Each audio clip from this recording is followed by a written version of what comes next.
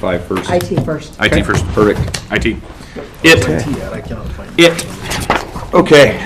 Computer technology. Yeah, computer technology is where we are, I think. So I would have just put it to make sure you didn't have to write everything, but But she kind of went above and beyond. yeah, I know. It says Overachiever. computer She is. information technology, so I went computer technology. That's funny. Good job. That was your version of slacking? Yeah. I would have slacked and just said it. I'm like Terrell, I'm looking for IT and I can't find it anywhere. All right, hit it, Adam. All right. This budget's pretty straightforward. I just tried to decrease it as much as possible after speaking with you guys about the salaries. I didn't make any changes whatsoever to the salary lines.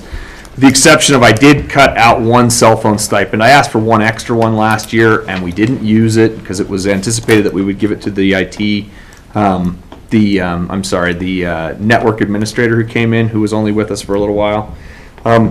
That said, I still have that one extra in addition to that one, so I'm not asking for 5 this year, just 4 of them.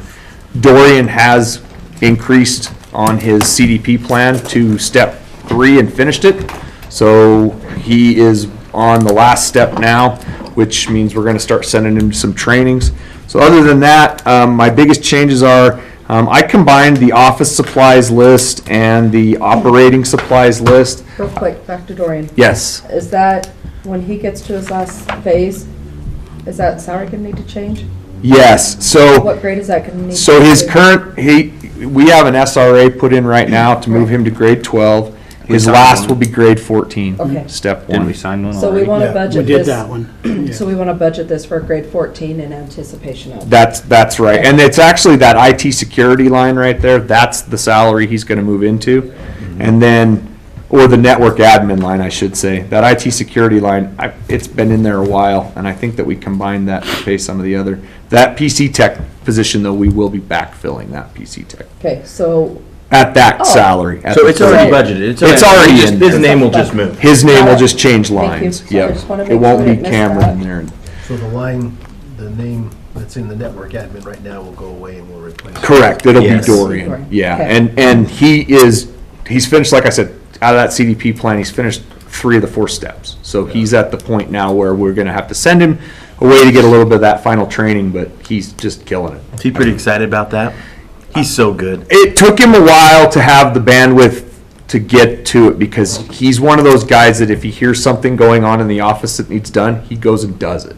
And he's like, if I could have an office full of Dorians, I would love it because of that. I mean, he is such a go-getter. I actually had to sit down with him and tell him, you have to make time for this stuff if you want it to happen.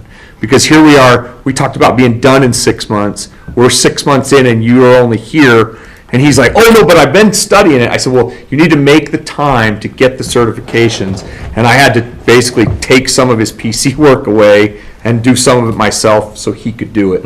But now that he's done it, yes, he's very happy and I'm proud of him. He's really eaten it up. He's done very, very good, so. okay. Back to this, line 420 and 424, I combined those. I don't personally see a difference between operating supplies and office supplies. The way Katie explained it to me last year, we end up using them for about the same stuff. So, I've just combined those 2 together and I decreased it, simply just dropped it down in price, basically to the price of the other budget because we're just not using all that out of there. The parts budget I kept the same. I think right now we're at about 65-70% expended on that. I think that we're right where we need to be. That goes for consumable stuff like keyboards, mice, Roku devices, HDMI cords, adapters, that kind of stuff. I think that's right where it needs to be. I did decrease the hostess and luncheons $100 because we just didn't use it all last year. This year we used one luncheon for Christmas time, and I don't see any reason not to have more than just one luncheon a year. Works out pretty good. The shipping budget, I kept that the same, simply because we have shipped a couple things back for repairs, a couple off-site stuff. With the big refresh that we did this year, most of that stuff has on-site support now. So if we had a piece that goes bad, those guys will come here. But I wanted to keep it at least a little bit in there simply because we do have stuff that's still around that could have to get sent off for that.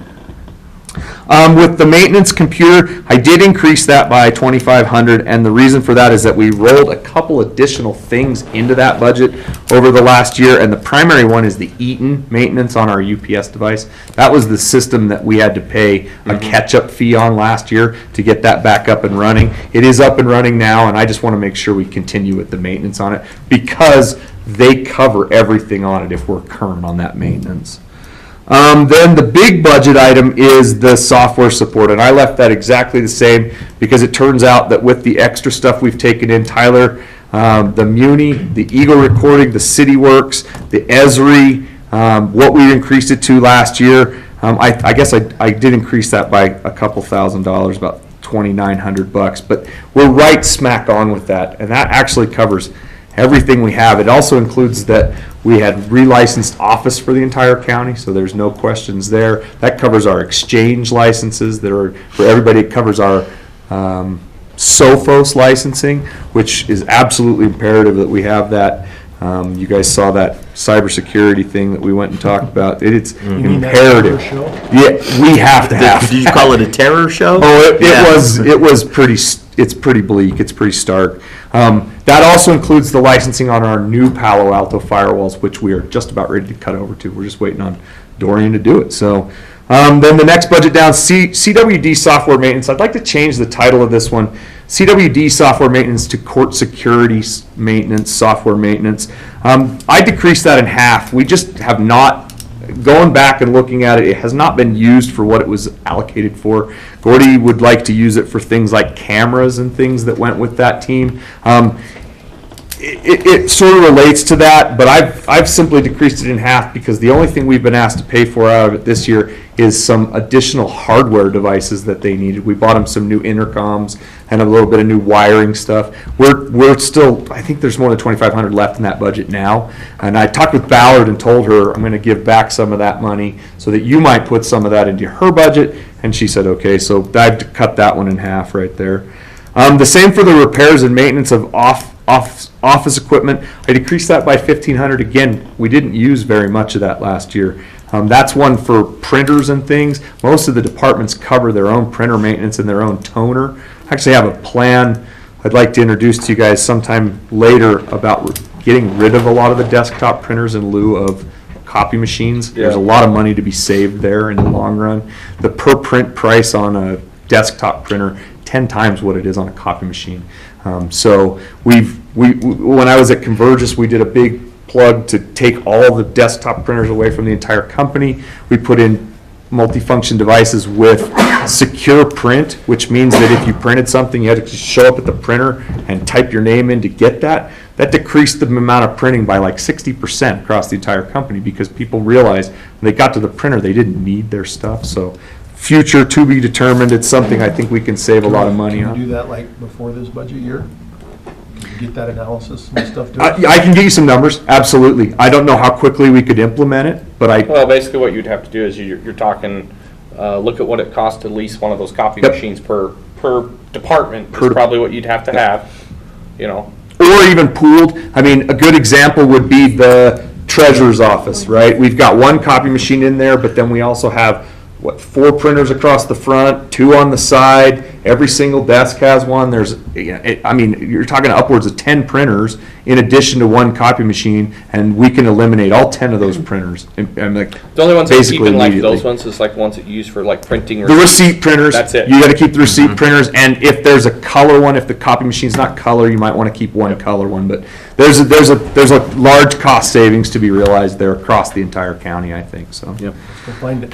All right, so postage, I left $50 in there. We did use the postage this year. I actually used the postage from my IT budget this year to send some of the notifications we had for the 911 changes. So I would actually have added that to my other postage budget. With travel, I decreased that by by 500 because although I had been attending those additional classes, I just didn't even come close to scraping the $3,000 in there. But I do want to make sure that there is money available in there to send Dorian to the CNA training. That CCNA training is going to be like a week, and we're going to have to send him probably to Boise for it. So, and that's the same with the education. The CBT Nuggets, we actually use that quite a bit. Dorian used that CBT Nuggets to finish about half of the items in his CDP plan. I think it's a very valuable subscription for $600, and I want to Isn't keep that the that. store down here on Main? Or, No, that's CDB. Oh. Yeah, no. No, not that store. Nuggets? No, no. Yeah, it is Nuggets too, actually, isn't it? Nuggets CBDB. Okay, yeah, no. Fuel and telephone, both of those are zero. We just simply don't have much on that telephone kickback. We anticipate getting a humongous, again, across the board, changes to our long distance fees are coming to everybody with the new stuff that's going in place. They're in process on that right now. And fuel, since we've been using motor pool vehicles, which works really well for my department, we just no fuel increase there. And then telephone maintenance, again, that one's going to be subject to a little bit more information. I budgeted that $26,000 based on what they had anticipated BPS giving us as an anticipated cost. However, since we're sending that one out to RFP, I anticipate that being less money also countywide by the time all's said and done on it.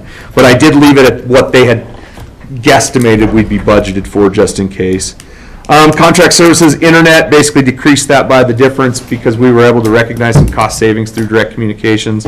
And then the last but not least, the contract labor, I decreased that one by $2,000. That one's for the website and the software that goes into the website. I actually think that one is a little over budgeted, but had some unforeseen things happen with our website transition last year. I simply want to be ready if we need more stuff or buy those plugins. Or if Emma, again, that's something where she's come to us with ideas for, we'd like to add XYZ to the website. Sometimes there's a little cost associated with that.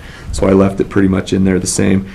And then the last thing on here is this capital outlay. I did ask for some money there. We do not have a comprehensive remote control support solution here at the county. Prior to me coming along, we used a TeamViewer license that Gordy purchased in 2009. That software expired in 2012. They were allowing us to continue using it, but they've now moved to a subscription-based model. We, for the last year, have been using Microsoft's Quick Connect. It's built into Windows 10 and 11. However, Microsoft has just in the last 2 months moved it to an app available from the Microsoft Store in anticipation of making people buy that, and you're not supposed to use it for commercial purposes anymore. It's designed to be used for you supporting your grandma, things like that. So this Bomgar solution, this is the one that I use at the University of Idaho. It's an always-on. This is a cloud-based one. I have the quotes in there for you. There is additional money in there for training that they had bundled into the quote. I really don't think we need it, so we could actually drop this to about $10,000. That's a one-time outlay. It'd be, I believe yearly it's $1,500 per license. We asked for 3 licenses. That would be $4,500 a year.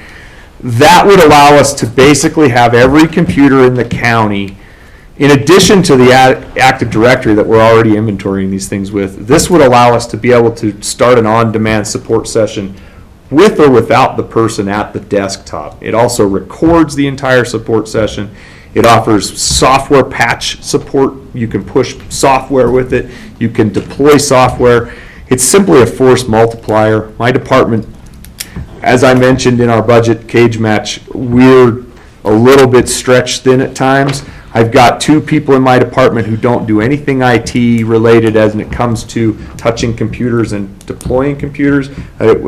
Traditional programmer who's an asset management person, and my law enforcement person. They don't remote control machines. They don't get up and go help people change their passwords. They're pretty dedicated. This would allow us, I think, to have a little more control over how we can remote connect to things. It also, the other upside to this that we don't have currently is it offers us mobile device management. We can put that client, the little Bomgar client, on the system, and it's always connected no matter where the device is. That would include laptops, iPhones, and iPads, and even Android phones, and allow us as a group to give someone remote control without saying, okay, number 1, go into your phone settings. Number 2, tell me the Wi-Fi network. Tell me the IP address. We don't need any of that. We'd simply say, okay, you're aware, and we just double click it and connect and remote control their machine. So it is a little expensive, like I said, but it is the, by far and away, the industry standard for remote control comprehensive solution. So that's the only thing I asked on there for capital outlay. Other than that, I tried to decrease it enough because, again, I think it's really important we give the staff some inflation help with the money, simply because I can't run any of this stuff without the staff, and the staff I have currently, they all work, and I want to, recognize them for that. So that's my IT budget. Any questions? No? No, that looks great. 911? Okay, so 911, I did notice one thing on my, It's 911. on my 911 budgets, the one that Caitlin returned me, when she plugged in the, I had added a postage line here, and when Caitlin plugged in, so I think the one you're looking at, the $100 is actually in travel, and it moved all my numbers down one link. So if you want, I brought extra copies of my original. Everything else is the same. It's just she cut my numbers and pasted them in there without adding that extra line is all. So if you want to see that, I did add that postage line. I'll just pass these around if you want. That's the only difference. The numbers are all identical. It just missed that one line. And hers is a little bit bigger font. Well, I tried to shrink it all onto a single page. I'm trying to say paper. Okay, I'm trying to say paper. All right. Okay, so on this 911 budget, I tried to reduce the costs on this. Number one, we are now experiencing increased revenue in this budget, but there are massive expenditures coming eventually for this, as you guys are well aware. So what I did was I tried to cut some of this stuff out. And then when we get down to this capital outlay, I actually can cross this off completely because I've been given indication by IPSCC that we're not going to have any problem getting that with the grant funding. So basically, I kept the operating supplies. They were already rolled last year into a single line for all three PSAPs, Pocatello, Chubbuck, and the Sheriff. I reduced that by $1,000 simply because once again, that's the line that we use to purchase things like monitors, mice, keyboards, headphones. We just didn't use as much of it last year or this year so far that we've needed. Felt I could give back $1,000 there. I eliminated the hostess and luncheons line. Once again, I don't see any reason for 911 to be spending money to take people out. Our vendors are more than happy to take us out, and we have to turn them down half the time. So I just didn't ask for any money there. I did add the postage line. I put $100 in that line simply because I last year used the IT budget to send some of those letters. We are still having to send those letters. We do have a couple stragglers that have not gotten on board with paying us our $1.25 yet. So we've sent them a few letters. Want to make sure there's a little postage in there just for those additional cost notifications. The travel and education, I left those the same. Traditionally, that's used to send someone to the Motorola Summit. And in past, we as 911, we pay the stipend. The $1,500 there covers the registration costs for 2 people to go, and then the travel for 1 person. And I know that Gordy also would sometimes use the travel to help cover other budgets. In talking with the Sheriff's Department, they don't have an issue with it. I just like to keep it the same way. Enough to register 2 people. It's 1 from my department, 1 from the Sheriff's Department, and enough to pay the travel for 1 person to go.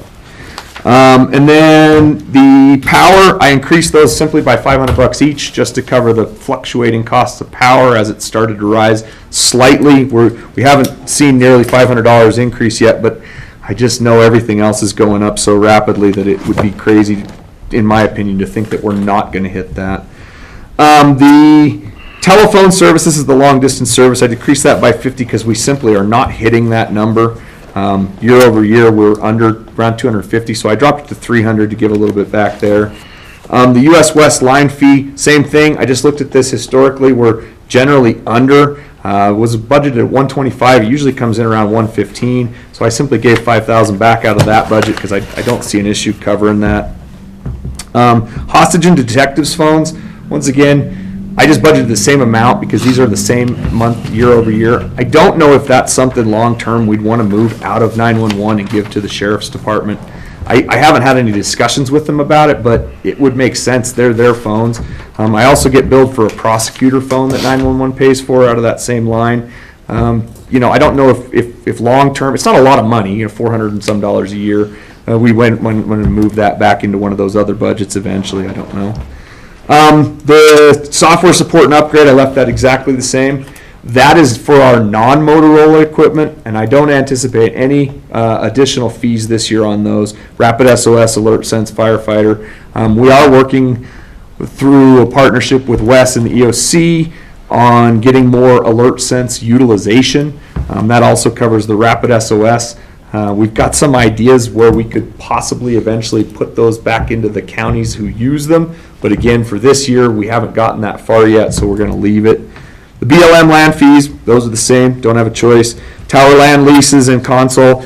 I did just get notice that our tower lease on the Lava Hill site is going up $30 a month. There's enough money in this budget to cover it without augmenting it. But I do anticipate they'll probably raise that again next year from Crown So, Castle. On that though, again, why are we at a $150,000 budget and we're only spending like $20,000? Nope, the PPD console lease payment is the other $138,000 that's in there. That console lease, we just made payment number 1. We are actually a year early on payment number 1. This will be payment number 2. We're going to finish that lease out actually 1 year early. That's our $700,000 Motorola upgrade for Yeah. City of Pocatello. Just didn't hit in March. Yep. Gotcha. Yeah, they actually didn't want a payment until December, and I simply had the money, so I said, let's just be early and get this done and pay for it. So then the other one is the land leases for our Egan sites, and those have not increased at all. Okay, then the big one is the Motorola maintenance.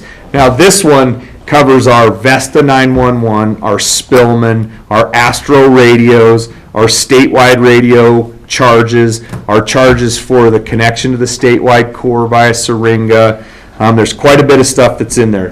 That one is subject to a 5% year-over-year increase. Motorola simply rolls that in and bakes that in. Now, I will say, this year I increased that budget by that 5%. However, I was able to get the Chubbuck to agree to take their cost of Spillman fees, which our 911 has been paying for basically as long as we've been in existence. That's $10,000. They're going to take that fee this year. We're also working on getting the fire department's a little bit more difficult. There's 2 payments that the fire department gets, 2 charges, I should say, from Spillman. One is for ambulance district, which is covered by the ambulance district. The other is for the fire department, which traditionally 911 has paid for. We're just barely starting the how do we bill you guys back and get the fire department to put the same amount of money in that the PPD and CPD are paying in. And so I kind of anticipate next year we may have an answer to that. That may be able to reduce that budget. That's an additional $24,000 a year. And then the next thing, one more thing that we're just starting to realize, that savings on the Astro radio maintenance is also going to be, we're going to realize some cost savings on there. I've just started a project with Ames and AJ and Lynette. We're going to do radio maintenance, but we're going to do radio inventory. I think I mentioned to you guys, we're one of the highest utilizers of the statewide system. We pay $65 per radio times 1,400 radios. It's a massive amount of money. We don't have 1,400 radios in use. There's just no way. So we've just started, after going to the Idaho State Radio Users Group, I spoke with Christine Wallingford from Canyon County. She was able to decrease the number of radios that they subscribe to by almost 600 radios, simply by going around and saying, number 1, show me all these radios, and number 2, if you're not using them, let's turn them off. Wes should have a count of a handful of those because most of those were bought through Homeland Security. A lot of them, Of which he has to have inventory. to know where they're at. He's got numbers, asset numbers, serial numbers, all of that, otherwise we don't pass the audit. Okay, Yeah. perfect. And they do audit us on Homeland Security. Well, and I just started this That. conversation with the dispatch supervisors who said the same thing. They're like, there's no way we have that many radios. And I said, what we found in talking with the people at the radio users group is it's simply that they get new radios and don't turn the old ones off. They go on a shelf.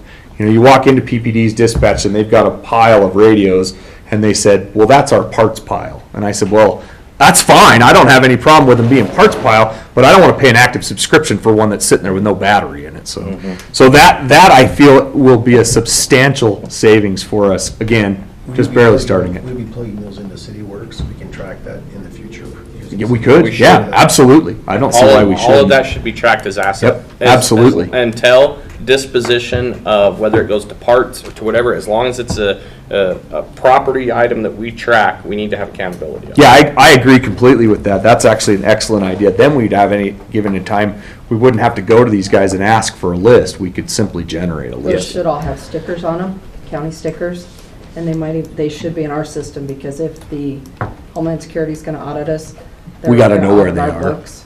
because those are the ones that are audited. I'm sensing a little cross-referencing going on to make sure everything is jiving. Well, these radios aren't cheap. I mean, they cost $6,000 up front to get one. Yeah. And then, then you're paying per year on top of that, so. Okay, and then the last item, the maintenance general, this is my, oh crap, something broke. I did increase that by 15,000, and I'll tell you why. We need a couple of actual tower site maintenance items done. Number one, the fence on Chinese Peak, it's blown down again, needs to be fixed. Number two, the dish at Egan that I paid to replace already, somebody shot it out again. I need to replace it a second time. And then the last would be that we are, Where's it at on? the Egan site is just west of, you get off at Virginia and you go towards Hawkins Reservoir. Uh-huh. And so we have a dish up there. Last summer, they replaced the cover on it. Somebody shot it out again. Do we have a camera on it? We don't. We actually have an order. Wes has worked with There's a grader. IOEM to get some money for cameras. We have an order put in, but there's no hardware to get yet. Does it move? So we will get cameras up there. That is the plan. And actually, that Egan is a great site to go to. The person who owns the land's got a couple really nice golden Labradors. They come out and talk to you and there. So I did increase that one slightly. Again, I just some of this unanticipated stuff. The fence at Chinese Peak, for example, it was a chain link fence. Ice blew it down. They replaced it with a barbed wire fence. Ice blew that down. We were just up there to get some gear that the state had left up there. The fence is all mangled again. So do you want us to replace it? I said, wait till after October. We'll get back up there and replace it. So in any case, those guys are out doing structural analysis and site Triple surveys. strand and would all just that work stuff. better. So, and then last but not least, I did ask for the capital outlay, the Equiture recording upgrade. I asked for that as a backup. Number one, the Equiture systems at all of our PSAPs need to be upgraded. They are end of life. They are on Windows 7. They do not have networks. They cannot be patched for network security. They do have antivirus on them, but they're not necessarily, when I was originally told how the system worked, we were told that they were disconnected from the network. They're not. They're a bridge device. They sit in between the two sides, completely firewalled from the Motorola side, so they're safe from the 911 side, but on the county LAN or the city LAN side, they're not a safe device, according to the IT directors. The City of Pocatello has been very cool with us about it. At the Bannock County Sheriff's Office, I've been very cool about it. But the City of Chubbuck has been pushing to get that Windows 7 device off their network. So I included that one as the priority. However, I had Dave Moore from IPSCC here last week. We went and visited these PSAPs together and discussed this, and it sounds like this is exactly what the IPSCC grant funding should work for. Again, that ends at the end of this month, and it won't be awarded until October. But I feel pretty confident that we're going to be able to do those replacements with that. It's basically exactly what this is for. And the person at Chubbuck who complained about this all that time has resigned. So I don't have nearly the, oh my gosh, we got to do this right this minute, especially with the ludicrous other asks that we're being asked to do. So So if we budgeted for this and you got the grant? you we can wouldn't need the spend it? money. Yep, Okay. that's correct. When are you That's going to right. know if you get the grant?